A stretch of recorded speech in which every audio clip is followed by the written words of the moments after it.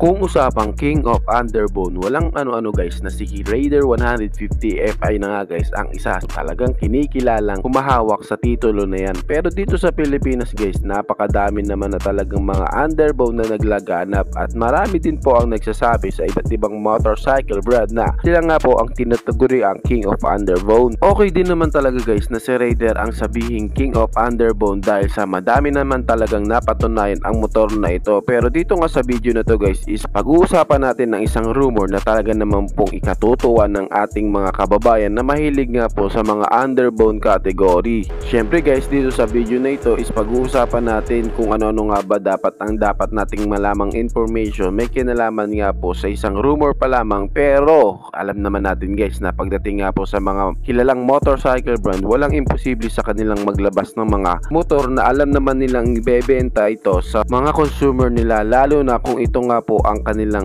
kinahihiligan. Samahan nyo ako guys na pag-usapan ang motorcycle na ito. Pero bago yan, baka pwede naman na pasubscribe ng aking YouTube channel. I-click mo na din ang notification bell para maging updated kayo sa mga susunod na i-upload ko. Guys, baka pwede naman na palike and follow ng aking Facebook page. Nasa description po ang link. Kaya make sure guys na tapusin nyo ang video na ito para malaman nyo ang information may kinalaman sa motorcycle na ito.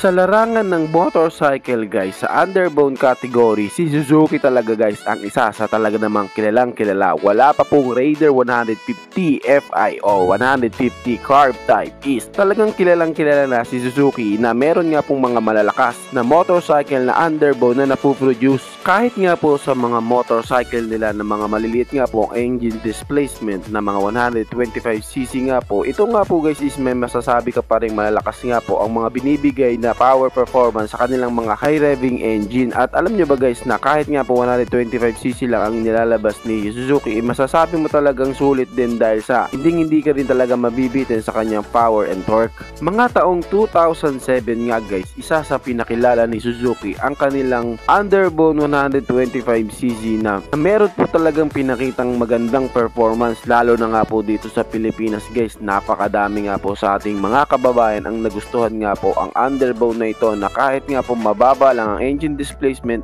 talaga naman pong napakahalimaw niya. Ang tinutukoy ko nga po na underbone ni Suzuki is si Shogun 125cc. Napakadami na nga po nitong lumabas na version guys. May tinatawag nga po silang bilugan at tilusan. Meron pa nga pong SP, meron pang Pro at Pro R. Talaga naman pong sa pinapakita nga lang po ng Shogun na iba't ibang version, masasabi mong marami talaga ang nagkagusto sa underbone na ito dahil sa unang labas niya pa lang guys is makikita natin na nagustuhan na. Kaya nga po lalo nga pong ina-upgrade ni Suzuki ang motorsiklo na ito dahil sa talaga naman pong bumenta ito hindi lang dito sa Pilipinas, sa buong Asia. Kasi guys, isa siya sa meron nga pong futuristic design, and tulad nga po na nabanggit ko sa aking previous vlog, alam naman natin guys na isa sa maganda nga pong aerodynamics yung meron nga pong mga physical appearance katulad nga po ng mga underbone na sumisikat sa ngayon. And syempre guys, pagdating sa performance nga po, kahit nga po 125cc ang Shogun na ito, hindi mo din talaga masasabing mahina ito dahil sa alam nyo ba guys na kaya niya nga pong maabot ang kanyang top speed sa bilis na 140 kph.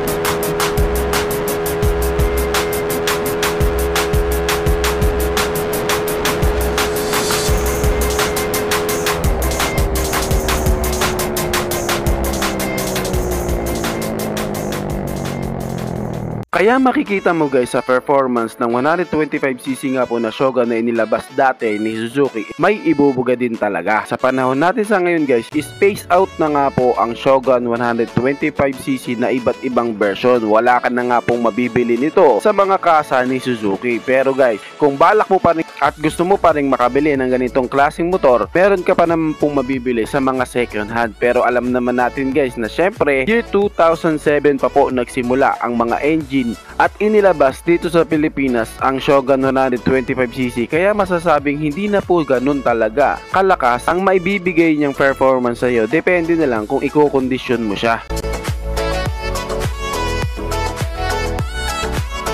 Ngayon guys, fast forward, ngayon nga pong taon guys, sa mga nakalipas na ilang taon, si Raider 150 Fi guys ang isa sa talagang kinikilalang King of Underbone. Madami namin talaga pong napatunayan ang motor na ito. Ngayon, bakit nga ba natin napag-uusapan ang dalawang motorsiklo na ito? Kung titignan mo guys ang performance ni Raider, hindi mo din talaga masasabing pipitsugin ang pinakita nitong performance, lalo na nga po sa kanyang top speed. Alam nyo ba guys na ang Raider 150 Fi is kaya nga pong mahit ang kanyang top speed sa bilis na 172 kph.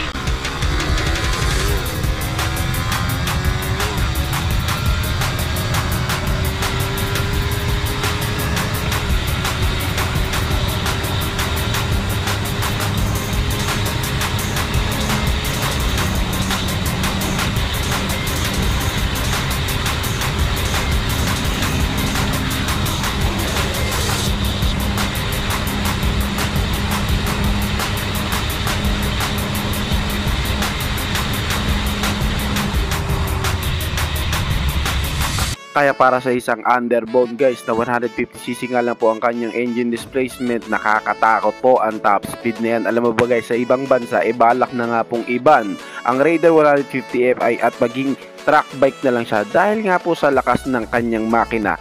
Sinasabi nga po ng ilan na hindi nga po angkop para sa kanyang chassis at sa kanyang design, lalo na nga po sa kanyang pagka-slim body shape. Nga po ni Suzuki na maglabas ng bagong underbone at binanggit nga po doon guys na ang ilalabas nga daw po ni Suzuki na underbone is isusunod na nga po ang kanyang physical appearance and aerodynamics design sa mga 150cc nga po na nakikita natin sa ngayon, na mga may disenyo na makikitaan na mayroon nga pong bulky body shape and slim body shape sa kanyang likurang bahagi. Ito nga guys yung tipong katulad nga po ng mga underbone na sila SYM VF3i, Sniper 155 BBA, Winner X 150cc. Kaya guys, makikita mo nga po kay Suzuki na siya lang po ang sumalungat na disenyo sa kanilang mga underbone na pinaglalaban-laban. At patungkol naman po kay Shogun kung bakit natin napag-usapan, dahil nga rin po sa meron din po itong napatunayan at makikitaan nga po ang kanyang pagkakadesenyo na alinsunod din po sa disenyo ng iba't ibang mga underbone na sumisikat sa ngayon. May posibilidad nga po na ang